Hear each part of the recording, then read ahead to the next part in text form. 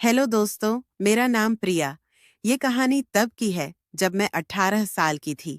इस कहानी में मैं आपको बताने वाली हूँ कि किस तरह मेरे जीजा जी ने मुझे अपनी मीठी मीठी बातों में फंसा लिया और मुझे जीते जी स्वर्ग दिखा दी। मैं दिखने में भोली भाली सी लगती हूँ और खूबसूरत भी हूँ। इसलिए जीजू ने बड़े आराम से मुझे अपनी बोतल में उतार लिया था। मैं पहली बार अपनी दीदी के घर रहने गई थी क्योंकि दीदी प्रेग्नेंट थी और उनका 7वां महीना चल रहा था। लेकिन मुझे क्या पता था कि जीजू इतना भी नहीं सोचेंगे कि मैं उनकी साली हूँ और बहुत छोटी हूँ। पर सच कहूँ तो मुझे भी बहुत मजा आया। मेरी दीदी और जीजा जी शहर के एक बिल्डिंग में रहते हैं और उनका बाकी का परिवार गांव में ही रहता है। जीजा जी को शहर में एक प्राइवेट कंपनी में नौकरी कर रहे थे, जिस वजह से उन्हें गांव छोड़ना पड़ गया था। मेरी दीदी की शादी को 3 साल हो चुके हैं और अब वह मां बनने वाली थी। दीदी का अभी 7वां महीना चल रहा है, इसीलिए डॉक्टर ने उन्हें काम करने से मना किया है। दीदी के बेड रेस्ट की वजह से जीजा जी काफी परेशान रहते थे, क्योंकि घर का ज्यादातर काम उन्हें ही करना पड़ता था और साथ ही साथ नौकरी का काम भी करना रहता था। फिर एक दिन दीदी ने घर पर फोन किया और अपनी समस्या के बारे में सासू मां को बताया। सासू मां ने बोला, अरे बस इतनी सी बात के लिए क्यों परेशान हो रही हो? तुम कहो तो मैं प्रिया को तुम्हारे पास भेज देती हूँ। वह 1-2 महीने तुम्हारी देखभाल कर लेगी और घर का काम भी कर लिया करेगी। दीदी ने मम्मी की बात तुरंत मान ली, क्योंकि उन्होंने इसीलिए फोन किया था। पर मैं दीदी के घर जाने के लिए तैयार नहीं थी, क्योंकि मुझे पता था अगर मैं उनके यहाँ जाऊंगी तो जीजू मुझे नहीं छोड़ेंगे। वह मुझे फोन पर भी छेड़ते रहते थे और रोमांटिक बातें करते थे। शुरू में तो मैं सब मजाक में ले लेती थी, लेकिन अब जीजू अपनी हद पार करने लगे थे। जब मैंने आने से मना कर दिया तो फिर दीदी ने मुझे फोन करके समझाया और आखिरकार मुझे मानना ही पड़ा। दीदी ने मुझसे कहा, 1-2 दिन तुम्हारे जीजू तुम्हें लेने आएंगे, तो तुम तैयार रहना। शाम को मेरे पास जीजू का फोन आया और उन्होंने खुश होते हुए पूछा, प्रिया, क्या तुम सच में हमारे घर आ रही हो? तो मैंने कहा, हाँ जीजू। सुबह दीदी ने मम्मी के पास फोन किया था और वह चाहती है कि मैं वहां जाऊं ताकि आप लोगों को थोड़ा आराम हो जाए। जीजू बोले, अरे यह तो बहुत खुशी की बात है। तुम तैयार रहना, मैं कल ही तुम्हें लेने आ रहा हूँ। कुछ सोचकर मैंने जीजू से कहा, आप कल मत आना, आप परसों आ जाना। मेरी बात सुनकर जीजू थोड़ा परेशान हो गए और बोले, अरे ऐसे क्यों बोल रही हो प्रिया? मैं तो आज ही तुम्हें लेने आ रहा था, लेकिन तुम्हारी दीदी ने मुझे रोक लिया। अब मैं कुछ नहीं सुनूंगा, बस कल तुम तैयार रहना। जीजू अपनी जिद पर अड़ गए थे, इसलिए मैं थोड़ा नरम हो गई। मैंने जीजू को समझाते हुए कहा, जीजू प्लीज मान जाइए ना, कल मेरे कॉलेज में बहुत बड़ा फंक्शन होने वाला है और मैं उसे मिस नहीं कर सकती। सिर्फ कल की ही तो बात है, हम परसों चलेंगे। जीजू मेरी बात मान गए और बोले, अच्छा ठीक है, मैंने तुम्हारी बात मान ली, लेकिन परसों तैयार रहना। मुझे परसों कोई नया बहाना नहीं चाहिए। फंक्शन के अगले दिन जीजू मुझे लेने आ गए। उनके आने से पहले ही मैं नहा धोकर तैयार हो चुकी थी और मैंने जीन्स और टॉप पहन ली थी। कुछ देर तक जीजू पापा के पास ही बैठे रहे और थोड़ी देर बातें करने के बाद वह घर के अंदर आ गए। अंदर आने के बाद वह मुझसे मिले और हमेशा की तरह मुझसे हाथ मिलाया। मम्मी जीजू की इन हरकतों पर ज्यादा ध्यान नहीं देती थी, क्योंकि उन्हें पता था कि जीजू अक्सर मुझसे मजाक करते रहते हैं। जीजू ने मुझे सिर से पांव तक देखा और बोले, प्रिया, तुम तो बहुत कमजोर हो गई हो, पर कोई बात नहीं, जब कुछ दिन मेरे साथ मेरे घर रहोगी तो तुम भी अपनी दीदी की तरह हो जाओगी। जीजू की ऐसी बातें सुनकर मैं हमेशा की तरह हंसने लग गई, क्योंकि मुझे पता था कि जीजू किस बारे में बात कर रहे हैं। फिर मैंने भी उन्हें डराने के लिए मम्मी को आवाज लगा दी। मैंने कहा, देखो मम्मी, जीजू मुझे किस तरह छेड़ रहे हैं। यह चाहते हैं कि मैं भी दीदी की तरह हो जाऊं, पर मम्मी ने मेरी किसी बात पर ध्यान नहीं दिया और हमेशा की तरह जीजू की तरफ दारी करने लगी। हम सबने साथ बैठकर खाना खाया और फिर हम जल्दी से रवाना हो गए, क्योंकि घर में दीदी अकेली थी। जाते वक्त मम्मी ने मुझसे बोला था कि दीदी और जीजू को बिल्कुल भी परेशान मत करना, मुझे तुम्हारी कोई भी शिकायत नहीं चाहिए और अपनी दीदी की अच्छे से देखभाल करना। जीजू अपनी कार लेकर आए थे, उनको परेशान करने के लिए। मैं गाड़ी की पिछली सीट पर बैठ गई। मम्मी के सामने तो जीजू ने कुछ भी नहीं कहा, पर थोड़ी देर चलने के बाद उन्होंने गाड़ी रोक दी और बोले, प्रिया, आगे वाली सीट पर आ जाओ। मैंने मना कर दिया और बोली, नहीं जीजू, मैं पीछे ही ठीक हूँ। तो जीजू हंसते हुए बोले, अरे तुम तो ठीक हो साली साहिबा, पर मेरा तो ख्याल रखो। तुम ऐसे पीछे बैठी रहोगी तो हम बात कैसे करेंगे? अगर तुम आगे आ जाओगी तो मेरा भी टाइम पास हो जाएगा और यह सफर थोड़ा आसान हो जाएगा। मैंने जीजू को डांटते हुए बोला, मैं आपकी सारी चालाकियां समझती हूँ। आपके मन में क्या चल रहा है यह मैं बहुत अच्छे से जानती हूँ। आप बहुत बिगड़ गए हो। मैं दीदी से आपकी शिकायत करूंगी। मेरी बात सुनकर जीजू थोड़ा उदास हो गए, तो फिर मैं भी आगे वाली सीट पर जाकर बैठ गई। गाड़ी चलाते वक्त जीजू बार बार मेरी तरफ ही देख रहे थे और मैं समझ चुकी थी कि जीजू ने मुझे आगे वाली सीट पर क्यों बुलाया है। मैंने मुस्कुराते हुए कहा, जीजू, अभी आप ध्यान से गाड़ी चला लीजिए। मुझे तो आप घर पर भी देख सकते हैं। जीजू भी मुस्कुराने लगे और बोले, नहीं प्रिया, ऐसी कोई बात नहीं है, पर सच तो यह है कि तुम अपनी दीदी से भी ज्यादा सुंदर हो। तुम जिसकी पत्नी बनोगी वह सच में बहुत खुशनसीब होगा। मैंने हंसते हुए जीजू को जवाब दिया, अरे जीजू, अब इतना भी झूठ मत बोलिए। और अगर आप यह सारी झूठी तारीफें करके अपनी साली साहिबा के साथ कुछ सेटिंग बनाने की कोशिश कर रहे हैं, तो यह सारे ख्याल अपने दिमाग से निकाल दीजिए, क्योंकि मैं आपको बहुत अच्छी तरह से जानती हूँ। आप बाहर से जितने शरीफ लगते हैं, अंदर से उतने ही शरारती हैं। मेरी सारी बातें सुनकर जीजू हंसने लगे और बोले, अच्छा चलो, ठीक है, मैं चुप हो जाता हूँ, पर तुम तो अपनी दीदी से भी ज्यादा नखरे वाली हो। मैं कुछ सोचकर जीजू को डांट देती थी, पर सच कहूँ तो मुझे भी उनका हंसी मजाक करना बहुत अच्छा लगता था। वह देखने में भी बहुत स्मार्ट थे। उनकी उम्र लगभग 29 साल थी, इसलिए वह ज्यादा बड़े भी नहीं लगते थे। वह बहुत ही अच्छे स्वभाव के थे, इसीलिए उनके साथ टाइम का पता ही नहीं चलता था। ऐसे ही बातें करते करते रास्ता कब गुजर गया, मुझे तो पता ही नहीं चला। शहर आते ही मैंने जीजू को धमकी देकर बोल दिया, अगर आप चाट पापड़ी खिलाए बिना मुझे घर ले गए तो आपके लिए अच्छा नहीं होगा। जीजू बोले, अरे मैंने कब मना किया है? मैं तो घर से सोचकर निकला था कि तुम्हें यहाँ के मशहूर गोलगप्पे खिलाऊंगा।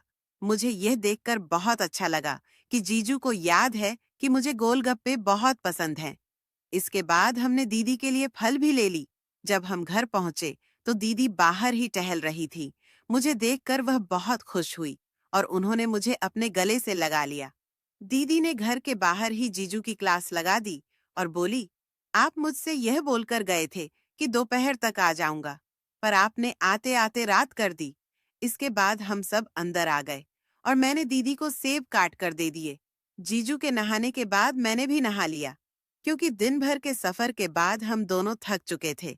नहाने के बाद मैं किचन में आ गई और किचन में आकर मैंने देखा कि सारा सामान इधर-उधर बिखरा हुआ पड़ा है और घर में भी साफ सफाई नहीं है, क्योंकि पिछले 1 महीने से जीजू ही घर का काम कर रहे थे।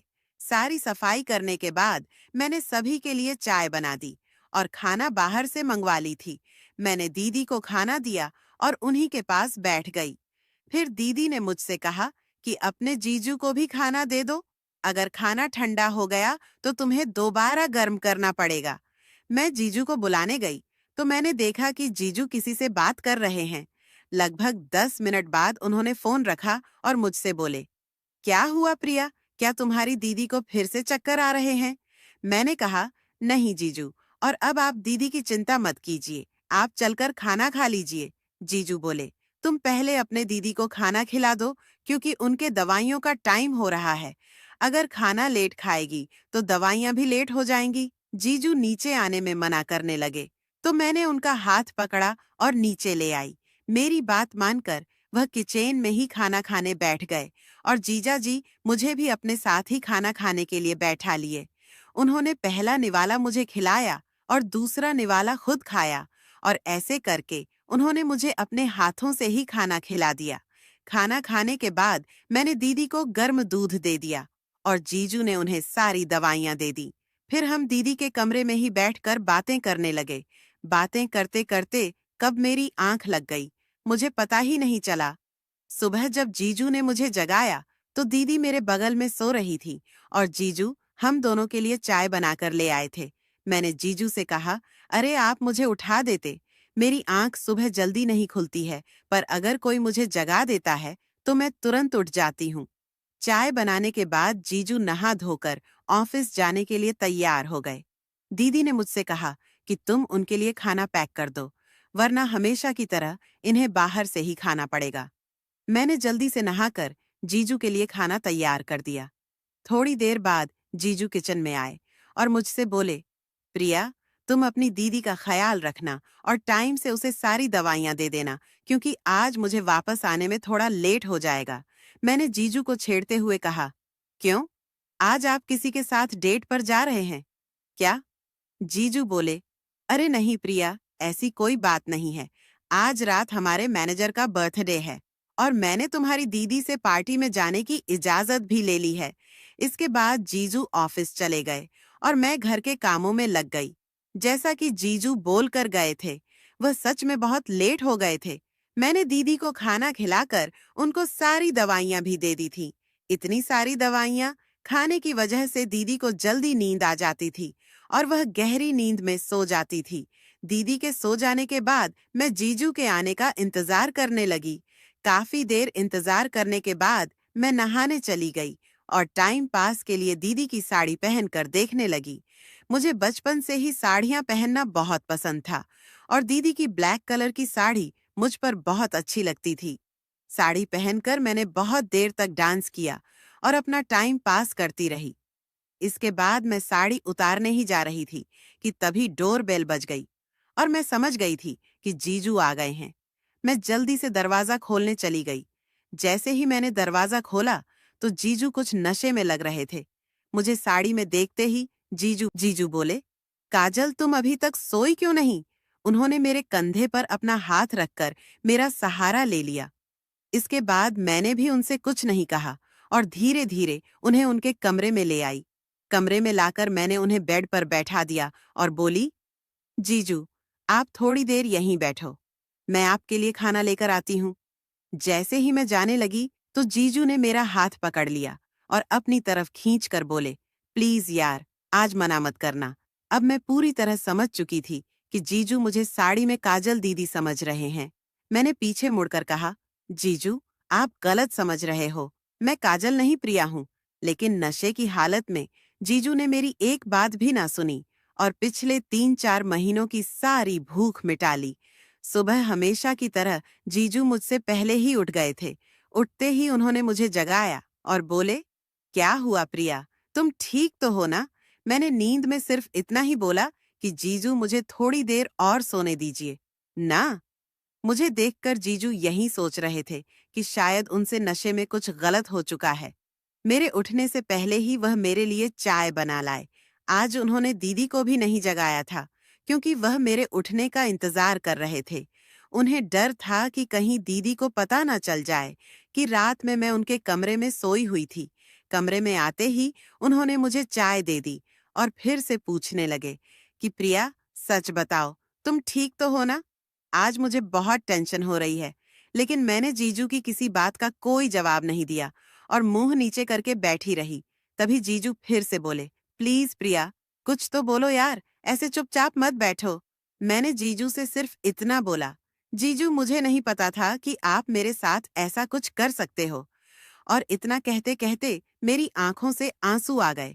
मेरे मुंह से इतना सुनते ही जीजू समझ चुके थे कि नशे की हालत में उनसे बहुत बड़ी गलती हो गई है और इसके बाद जीजू मेरे पैरों में गिर गए और मुझसे माफी मांगने लगे। वह बोले, प्लीज प्रिया, मुझे माफ कर दो। मैं उस समय होश में नहीं था और नशे की हालत में ना जाने मुझसे क्या क्या हो गया। तुम मुझे मार लो या फिर कड़ी से कड़ी सजा दे दो, पर इस बारे में अपनी दीदी को कुछ मत बताना, क्योंकि अगर उसे पता चल गया तो वह मुझे कभी माफ नहीं कर पाएगी। मैंने जीजू से कहा, आप परेशान मत हो और मैं इतनी पागल नहीं है कि यह सारी बातें दीदी को बता दूंगी।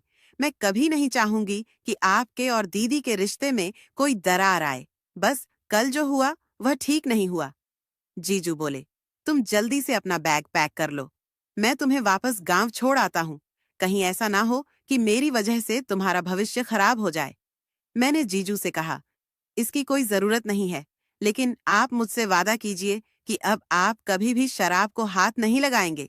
जीजू बोले, प्रिया, तुम्हारी कसम खाकर कहता हूँ, मैं आज के शराब की तरफ देखूंगा भी नहीं। इतने में दीदी ने आवाज लगाई, अगर तुम दोनों जीजा साली की बातें खत्म हो गई हो तो कोई मुझे चाय दे दो। दीदी की बात सुनकर हम दोनों हंसने लगे और बाहर आ गए। तो दोस्तों, ऐसे ही और भी इंटरेस्टिंग कहानियां सुनने के लिए हमारे आलिया की वॉइस चैनल को अभी सब्सक्राइब करें। और हाँ, वीडियो को लाइक करना मत भूले। धन्यवाद।